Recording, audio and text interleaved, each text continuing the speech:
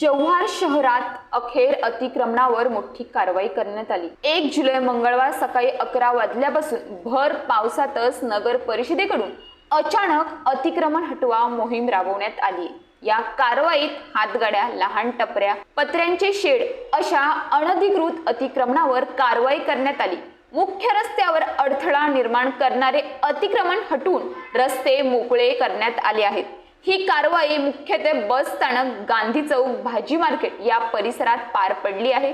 नगर परिषदेकडून काही महिन्यांपूर्वी अतिक्रमण हटवण्याबाबत दुकानदारांना नोटीस देण्यात आली होती, परंतु दुकानदारांनी त्या नोटिसांकडे दुर्लक्ष केल्यामुळे अखेर मंगळवारी सकाळी मुख्याधिकारी माणिक कांबळे यांच्या नेतृत्वात ही धडक कारवाई करण्यात आली।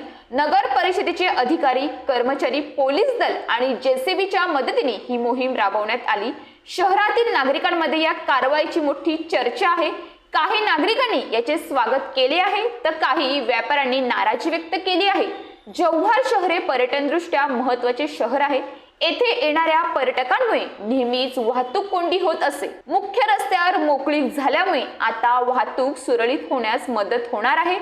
जव्हारमध्ये नगर परिषदेकडून अतिक्रमण केलेल्या ठिकाणी कारवाई करण्यात आली आहे। तशी कारवाई पालघर जिल्ह्यामध्ये विविध ठिकाणी अतिक्रमण केलेले आहेत, त्यांच्यावर सुद्धा कारवाई करण्यात यावी अशी मागणी आता सर्वसामान्य जनता करत आहे।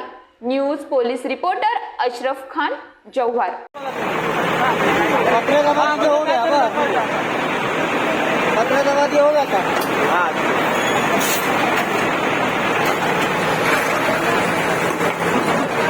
ठीक है, कल भी बताइए।